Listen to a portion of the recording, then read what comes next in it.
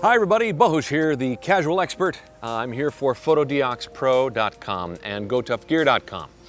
I've had some time to play with the new GoPro Session. We made a video not long ago unboxing the GoPro Session. I gave you my initial thoughts just at having looked at it out of the box. You can click right here if you want to check that video out. But in this video, I want to give you some ideas now that I've worked with it about what you can expect from this camera. And I've got a bit of a list here. So this might be a longer video than you're used to. But I think you need to make an informed decision about this guy because it's unusual. It kind of does and doesn't fit in with your expectations of what a GoPro does for you. The form factor is king here. If you want this form factor, that's pretty much what's going to sell you on the camera. The sensor isn't as good as the sensor in the GoPro 4 Silver, HERO4 Silver, which is the same price as this. So basically you're paying a premium to have this small size. Again, maybe it's something that you need. The guy in the store that I bought this from was saying that for him, yeah, he cared a lot about this form factor. And really, it comes down to how versatile the Session is as far as mounting. The package comes with these two cages. One will give you the Go prong, as I call it, the little toothy, whatever you call this thing. One has it sticking out the back of the camera, the other has it sticking out the side of the camera, and no matter which way you orient it, the camera doesn't get any bigger. So it's not like using a traditional GoPro where if you want to have it on the side of your helmet, you have to have, you know, this kind of flap now with a couple arms to orient it the right way, whereas with this guy, you could just have the prong coming out the side and it could adhere to the side of your head like I'm holding right now. The package does also come with some very innovative new clippy quick release guys. There's this one that has a ball joint, which, wow, now that I've got it, I wonder where this has been all my life. Before, if you wanted to orient the camera, you had to add little arms, and each arm turns the camera 90 degrees. Now you can just spin it where you want it. That's a nice idea, and I'm sure they're going to make these available just on their own. You're not going to have to buy a whole camera to get this guy. Also, they've integrated the tightening nut right into the mount. This used to be just an acorn nut that was very easy to lose, which is really bad when you're outside somewhere. At GoTough, we've been doing this from the start. We just would integrate the nut so you couldn't lose it. But, let's not talk about accessories and stuff. We want to talk about the actual camera itself. So, let's talk about, let me get it out first of all. Easy to get out of the little cage. There are only two buttons on it. There's the button on the top, there's the button in the back. And you can set different behaviors for the buttons. It's nice, it's a pro that you can like just press and hold this and you can be shooting. You can have it start shooting at a mode and speed which you want, or shooting stills in sequence. That's very cool. But it is a return to the kind of old two-button operation. If you've been using a GoPro for a while, you might remember the days when the GoPro only had two buttons on it and a little LCD screen that you had to like decode these obscure codes to know what exactly it was that you were doing with the camera. I did eventually learn those codes. It wasn't that bad. But I don't know, it's like I had a very hard time operating this camera. And it's because they designed it with the app in mind. You really have to use the phone app. Like there are things you can't do on the camera itself unless you have the app nearby. I don't like that because this is made for extreme sports stuff. I don't always want my phone on me if I'm going to smash it apart or if I'm in the water. I don't know, that seems weird to me. I also had difficulty setting up the communication between the camera and my phone. That's probably pilot error. That's probably me. But I'm a longtime GoPro user, so it was weird to me that I ran into the amount of difficulty that I did. When I had trouble, I needed documentation. All this camera comes with is like a little tiny flyer, and I hate this trend because I think companies are trying to say, our stuff is really easy, you barely need any documentation. Shut up. Sometimes you have a real question that you need answered. And I was in the woods, I had my phone, so I could have the app, the documentation on my phone, but it was telling me to do stuff in the app, which would mean I'd have to close the docs, go in the app, make the change, hope I remembered. I eventually had to write down the documentation on a piece of paper and then type it into the app. That's not cool. The camera should come with a quick start guide and a real booklet, okay? If you're gonna go out on location with this guy, either bring along like a tablet with the docks on, or you can just get retro and print the docks out. You're going to need a full version of the docks until you're fairly well versed with the camera, because at least for me, I found use of this to be different enough from a regular GoPro that I needed to refer to the documentation a few times. One thing with the new form factor is I lose some of the creative flexibility I'm used to getting with third-party accessories. You know that GoTough has a filter system that fits onto GoPros, super versatile, super handy, I use it all the time. Can't really use it with this camera. Fortunately, all the mounting stuff is still the same. So if you want to use extender arms or bolts or the tabletop tripod or any of that kind of stuff, that's still fair game. So I'm glad I don't lose all of it, but oh, I'd like to get those filters back. Another thing is that the battery is built in. So once you run out of juice, the party's over.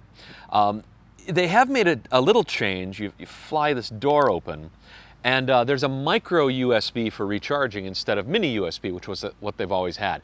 And that tells me they're really targeting this for the phone crowd, which is fine. I don't care what you use to plug into it. But I do care that you can't switch the battery out. So you get however much runtime, and it's going to vary a lot depending on which mode you're shooting in. But once you're flat, you're flat. So I found myself having to carry a couple of those battery charger things that you plug in so that you can keep shooting. But that means that's just dead time, that the camera's just sitting there instead of switching the battery out. With the other cameras, you could switch the battery out, which was great. Although that wasn't ideal either, because the little door was very fiddly and you'd have to use it, you needed your fine motor skills to do it. And for an action cam, that wasn't cool. I much prefer the battery door on the GoPro 1 and GoPro 2 because it was a lot easier to mess with on location when you've got other things on your mind. Another thing everybody's talking about is that there are fewer shooting modes on this camera than other GoPros. And you know, again, you're paying full price for a camera like this. I feel like it really should have all of the modes. I shot in 1080p, 60 frames a second, worked great, worked fine, but still there are times where you want more modes than just the like 5 or 6 or however many there are.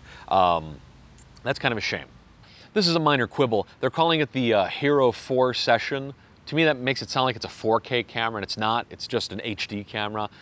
Minor quibble, I probably shouldn't have even mentioned it. There need to be more slow-mo modes in here. If I'm giving up those high-res like 2K and 4K shooting modes, I feel like, okay, this thing should be a slow-motion monster. And the fact that I can put it in more places because it's so tiny just begs for more slow motion. I really wish they had dedicated some processor speed to having more slow-mo modes. I know this is going to sound goofy, but I really wish that I could hook up an external microphone to this. Why? I know that this thing is designed with sports in mind, action in mind, goes in the water without a case, blah, blah, blah. But when I'm on shore, it would be really cool for me to be able to use this as a production camera too, like interview somebody that just did something amazing and have a better microphone. The other GoPros let you plug in a mic into the USB jack through a little adapter cable, and that's really nice to have. So it's really unfortunate they chose to get rid of that, or if it's in there, I can't find it. Okay, now maybe this is just me, but I keep touching the lens whenever I pick this guy up because you can't really identify from the shape where the front is. I mean, I know where the front is. It's the part with the lens in it.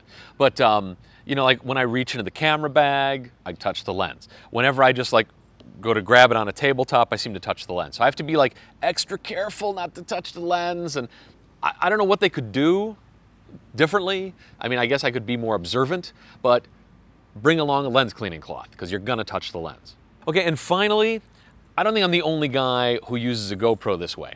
I like to shoot with a GoPro, and then let's say I'm at a friend's house or we're like at a hotel somewhere. It's a lot of fun to just grab the camera, hook it directly to the TV, and then watch what you just did. You know, like, hey, a half hour ago we were on the water. Here's John totally wiping out or something like that. You can't do that with this camera. There is no HDMI output. All of the other GoPros have a way to output video to a television set so you can sit there and watch it. You can watch stuff through the app, but it's kind of low res. It's not a reliable way to watch stuff, and a group can't watch it. I mean, you're gonna what, crowd around your 7-inch tablet and watch amazing stuff? I wish they had left the HDMI port in so that you could at least, even with the app, control this thing to play out to a TV. That would be totally fun. All right, let me get to the good stuff. I've been beating up on this little camera. Let's talk some good things. The integration with the app is very good, and thank goodness, because you really, really need the app in order to get the most out of this camera. There's stuff you can't do on the camera unless you've got the app and you're operating things, which you know how I feel about that. But they've done a nice job. It's actually fairly simple to navigate through all the modes and all the things you may or may not want to do. Like I shoot Pro Tune a lot, which is GoPro's kind of flatter color profile, which means in post-production you can do a lot to the color. So that was easy to find, easy to turn on, and any modes that annoy you, you can just turn off, which is all great. Another nice thing about the camera is that the display is backlit, so you can see it in the dark, and that's a first. The GoPros have all had LCD displays, which are fine in sunlight, but hard to see in the dark, hard to see inside your camera bag. So that's a great improvement. Also, this button is really easy to get at to start and stop shooting, even if you have gloves on, which is great. The damn thing is turning it on is kind of difficult. Again, if you've got it set to the mode you want, you can just press this button and be shooting. Awesome. That's great. But if you want to make any changes at all, it's a weird puzzle between the front button and the back button, and I have not yet mastered it. And other GoPros I had operating very quickly out of the box, so it's a little strange that this one came with as many bumps in the road as it did. Main great thing about this, the size and the form factor.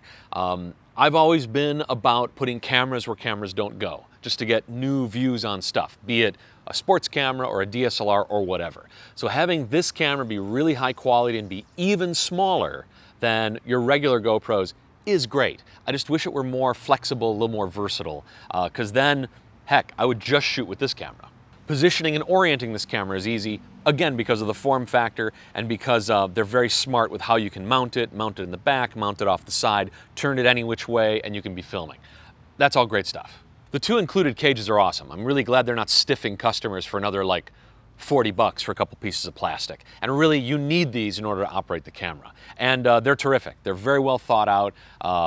They let sound come in. And remember, this camera is unique that has two microphones. And the idea being if one mic is getting crummy audio, it'll pick up audio from the other mic. And the cage is designed with that in mind. So really smart overall design, no question about it. Speaking of the microphones, definite improvement on this model, which is awesome. With old mics, you know, GoPro would talk about having improved X and Y internally, but you were always putting the camera in a sealed plastic case when you went underwater. So any of those improvements were kind of hard to hear. With this guy, you don't put this in a case. This is the camera as it is. You can dunk this in the water right now. You can dunk it down to 30 feet. The microphone is built in, it takes the water, sounds fine. It's got dual microphones, so if you're getting crummy audio from one mic, it'll switch to the other microphone for better audio. All great, all very well thought out. It's nearly enough to make me forget about the sensor not being as good as the one in the GoPro Silver. Nearly enough. But it's important, so it's good. Now, I was complaining before about the battery being built in. One nice thing is it's all one piece, right? So there are no parts to lose. Like one of the things that annoyed me about the Hero 3 and 4 was the little door that you had to pull off to switch cards and hook up cables and things, and the little metal door for batteries and such. Those were really, really easy to lose. Here it's all integrated, like the little battery door, excuse me, the little SD card door, it's on a little hinge, and there's no battery to lose. So upside and downside of everything being one piece. But for sports camera, that is pretty critical. There are also tether points right on the camera, and that's always been a complaint of mine, is that I would lash, you know, the cages down or, you know, lash something around here, but I wanted something on the camera itself. So just in case it went in the drink, I'd be able to get it back. There were third-party things sold that would give it a little hoop to like run a cable through, but right now they're integrated in the Session. That's awesome. Now, I may have said this before, I do like the all-black color just because, and look, I think the GoPro Silver kind of look and feel that we've had for all the years GoPros have been around is cool, it's iconic. Everybody knows you're using a GoPro, and that can be kind of cool. But I like that this thing kind of disappears, not just because it's small, but also because it's black. I do like that the camera's lens is always protected. I often will use a GoPro naked, i.e., I'll use it outside of its plastic case. Because if I don't care about water splashing or whatever, I don't need an extra piece of glass in front of the GoPro's lens. I want the optical purity of the camera's lens on its own. That means, though, that it's very vulnerable. So, and I've had times where I just like put down the naked camera and it ends up tipping on its face, and I get very, very unhappy. With this guy, it's protected, it's ready to go. There's really, well, I don't want to say there's nothing I can do to it, because I'm sure I'm going to find something I can do to it. But I do like that it's protected. Again, action camera, ready to go. Just bring a lens cleaning cloth with you to give it a little wipe before you start shooting. I mentioned it before, the Pro Tune mode. I don't know how many of you use this. Pro Tune shoots in a slightly flatter color scheme. So if you look at the picture, you might at first freak out because it's not that like crispy kind of GoPro image with the, you know, popping colors that we're all used to. It's a little flatter. But that's so that in post-production, when you're editing, you can do a lot more to the color. You have more what they call dynamic range, right? You've got just more room to move. And you can even take advantage of this if you're not using elaborate post-production software, because GoPro Studio, the free software you can download when you get one of these cameras, has a Pro Tune setting in it. And when you load in the Pro Tune footage and you tell the software you're using Pro Tune, it'll pop those colors, and you'll see the colors will be even more saturated than what you're used to. It's a little extra step for guys like me who are trying to integrate this kind of footage with footage from other cameras. It's a critical feature, so I'm glad they didn't leave that out from a camera this small. There's an auto rotate feature, which is kind of nice here. You can turn it off, but if you've got it on, that means when the camera turns upside down, it'll automatically flip the picture so that your audience doesn't have to, you know, flip their heads while they're watching your stuff.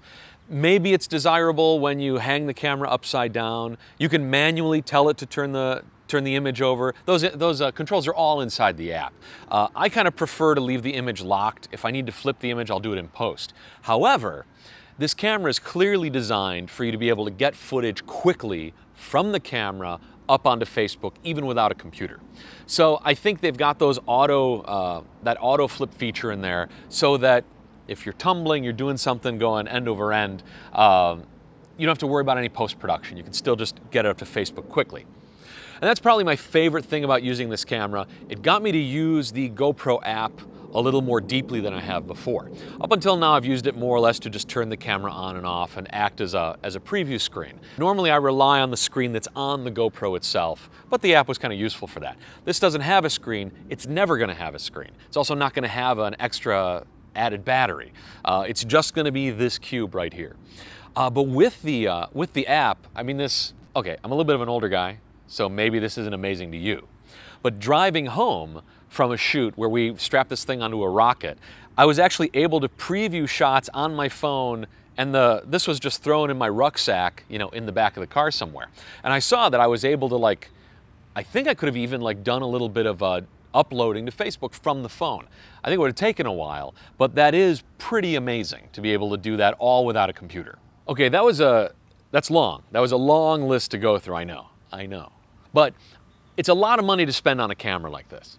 And I think a lot of folks who are going to be interested in this camera, they may not have used GoPros before. So I wanted to kind of discuss what's there and what's not there. The small size makes this guy ideal for more than just sports. Like in my life, I might use it for like a prank show, you know, a candid camera kind of show where like a regular GoPro might not fit. I don't care about the sensor not being the same as in the higher end GoPros. Or surveillance. This would be good to you know, hollow out a teddy bear and put this in its eyeball or whatever you do. So there are places where maybe you don't care so much about the sensor, the image quality, which the image quality is great, don't get me wrong. It's just not as good as it could be if you bought a GoPro Silver for the same money, which I find disappointing. But I was able to take this camera, lash it onto a rocket. I'm experimenting with putting it on like a kite. I've got a remote control car I want to put it on. I'm actually thinking of putting it on like a model train. And those are things where its small size really make those things possible. Even though GoPro is already really small, sometimes it's not quite small enough. I really like the small size of this, as I keep saying. The thing is, the GoPro Silver, which is the same price, has way more image quality, has way more modes in it, just way more versatility. I've always been able to make that work. I've always been able to make it fit. So I'd really have to be painted in a corner to see this as my only solution. I do like it. I wish it were like $100 less, maybe a little bit like $150 less, then I think all my complaints would melt away. So for me, the deal breaker is the sensor they chose at the price that they've chosen. Also, it really did tick me off that it didn't come with full instructions the way most GoPros do. I also wish it weren't so reliant on the phone app. As I saw when I was out on location, I was having trouble getting these things to connect, and that would have meant canceling the shoot. And I had preset this, at home base. I figured I was ready to go. I got on location. They wouldn't talk to each other. They were stubborn, they were mad at each other, whatever. So it's just overly reliant on the app to get at modes that you need while you're shooting. So I know that sounds like a mixed review, but mainly the size is what matters, haha, as they say. So if you need this size, if you want a camera that you can easily start and stop, if you don't mind the phone to get it set up to be in the mode you want so that you can just start and stop it easily, it's a great camera. I think this camera will be an even bigger success for GoPro if they knock the price down so that it's more in line with the quality we expect from the line of GoPro cameras. Now we're going to be shooting a lot more stuff with the Session because I really, really want to fall in love with it. Despite my crabbiness about it, I am fairly impressed with what I've gotten out of it. The user interface, me interfacing with it, me making this a part of my life, has not been as joyous as prior GoPro experiences.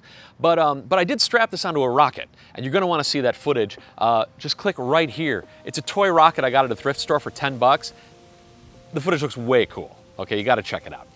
If you want to check out more GoPro accessories, just click right down below this video. You'll be taken to a catalog page where you can see all the cool stuff we offer for the Session and for all the GoPro cameras that are out there. And also don't forget to click right here to subscribe. We've got more videos coming about the Session, about GoPro, about all kinds of camera stuff. You won't want to miss it. My name's Bohus, and you can follow me on Twitter @TheCasualExpert. Thanks for watching.